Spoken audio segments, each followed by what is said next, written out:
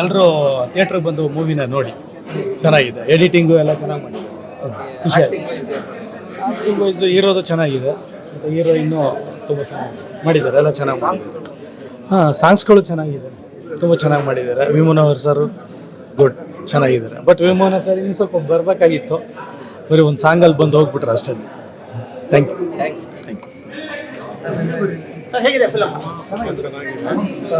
31 days ಅಂತ ಹೇಳ್ಬಿಟ್ಟು ಏನು ಹೇಳಿದ್ರೆ ಆ 31 ಡೇಸಲ್ಲಿ ಚೆನ್ನಾಗಿ ಮುಗಿಸಿದ್ದಾರೆ.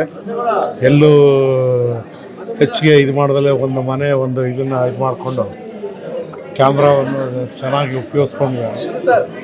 ಸೊ ಹೀಗಾಗಿ ಭಾಳ ಅಚ್ಚುಕಟ್ಟಾಗಿ ಸಿನಿಮಾ ಮಾಡಿದ್ದಾರೆ.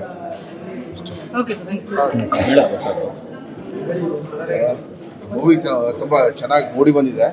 ಒಂದು ಹೊಸ ಪ್ರಯತ್ನವನ್ನು ನಿರ್ದೇಶಕರು ಮಾಡಿದ್ದಾರೆ. ಹಾಗೆ ಹೀರೋನು ಸಹ ಚೆನ್ನಾಗಿ ಅಭಿನಯ ಮಾಡಿದ್ದಾರೆ.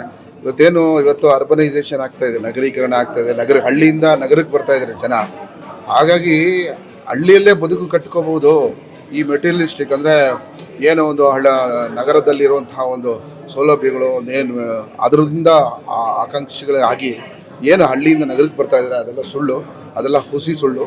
ಹಳ್ಳಿಗಳಲ್ಲೇ ಬದುಕು ಕಟ್ಕೋಬೋದು ಅನ್ನೋದನ್ನು ಭಾಳ ಸುಂದರವಾಗಿ ತೋರಿಸಿದ್ದಾರೆ.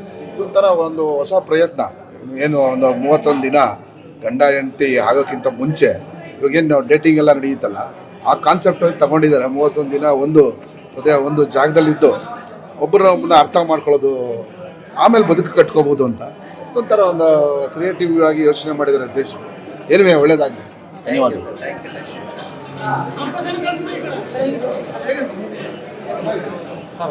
31 ಡೇಸ್ ಮೂವಿ ಗೆಲ್ತು ಅಂತ ಅನ್ಕೊಂತೀನಿ. ಅಪ್ಪು ಸರ್ ಆಶೀರ್ವಾದ ನಿರಂಜನ್ ಸರ್ ಶೆಟ್ಟಿ ಮೇಲೆ ಖಂಡಿತ ಇದೆ. ಈ ಮೂವಿ ಏನಕ್ಕೆ ನೋಡಬೇಕು ಅಂದರೆ ತಂದೆ ತಾಯಿ ಸೆಂಟಿಮೆಂಟ್ ಇದರಲ್ಲಿ ತುಂಬ ಚೆನ್ನಾಗಿ ತೋರಿಸಿದ್ದಾರೆ ಡೈರೆಕ್ಟ್ರು. ಮತ್ತು ಮನೋಹರ್ ಸರ್ ತುಂಬ ಚೆನ್ನಾಗಿ ಮ್ಯೂಸಿಕ್ ಚೆನ್ನಾಗಿದೆ. ಕಥೆನೂ ತುಂಬ ಚೆನ್ನಾಗಿದೆ, ಹೇಳೋಕ್ಕೂ ಕಥೆನೂ ತುಂಬ ಚೆನ್ನಾಗಿದೆ. ಒಳ್ಳೆ